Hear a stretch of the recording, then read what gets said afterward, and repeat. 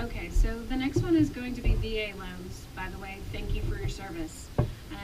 Let's talk about how the guidelines and the credit scores and all those kinds of things needed for VA. VA, first of all, if you qualify for VA, the lender should always ask you off the start, are you a veteran, or are you in the service? And the reason why is because, to me personally, there's no better program out there than the VA mortgage. Guidelines kind of go around the same guidelines as we talked about earlier on in FHA. Credit scores we like to see at least a 620 or above, but guidelines in regards to credit can be a little more iffy to qualify. The first thing to do as a VA is make sure that you are certified to get entitlement, to get your certification and eligibility. You can contact your lender can do that for you. If not, you're more welcome to go on to the VA's website or contact the VA to see if you have that certification, because without that certification, we can't get you approved for a VA off the start. But some guidelines in regards to VA, which is nice compared to most mortgages, is one, there's no down payment. Right off the start, that's a big benefit for some of these veterans. The second thing would be there is no PMI, which that gives you the opportunity to get more house for your money. Now there are some upfront insurances that come into place. There are what's called a VA funding fee, and those do kind of they switch back and forth depending on what kind of service you've been in. If you're in active duty, if you're in reserves or National Guard, that's something you're going to want to contact your lender in regards, because those fees do change depending on what service you're in. However, though, if you do have any disability coming in from the VA, we can waive that VA funding fee for you. Really? And whenever it comes to VA funding fee, that's amortized into the loan, so Correct. you're not paying cash out up front. Correct. We can, if we can get those sellers to pay your closing costs, you can technically get into your home on the VA mortgage without bringing anything to the table. And again, when we talk about stipulations as far as the appearance of the house, peeling paint and things like that, with the VA, you're technically, as the buyer, not allowed to do repairs. They are all on the seller if you follow what the VA says. So that's another thing to take into account. So whenever you're looking at houses, you can't say, well, I know how to do all these things, because technically you're not supposed to.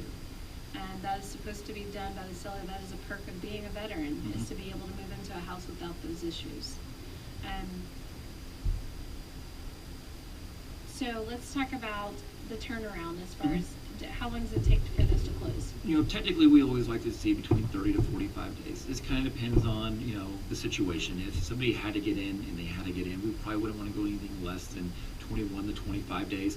But it kind of depends on, the situation that the seller and the buyer are in. We have to have an appraisal, just like an FHA appraisal. We kind of talked about the things that have to be taken care of with the appraisal. If there's guidelines of, chip paint or things that need to be done with the house. But technically, we'd like to see 30 to 45 days to get you into the home. I started smiling because he just said 21 days and we have it on video. I can make it happen. We can make it happen. We have proof. We may be using this later. My appraisers aren't going to be happy, but we can make it work. Yeah. Everything is based around whether or not an appraiser can get out there to look at it, because again, they're the ones that tell the bank, yeah, it's a good risk. So you got to remember that too. Let's talk about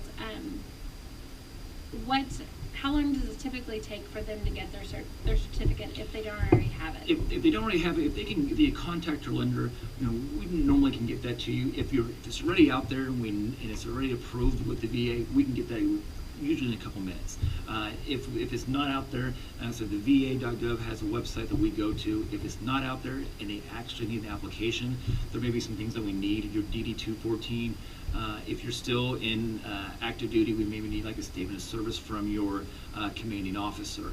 Those usually tend to take about 5 to 7 business days to get at that point, because we have to send that application off to the VA to get that approval for certification and eligibility.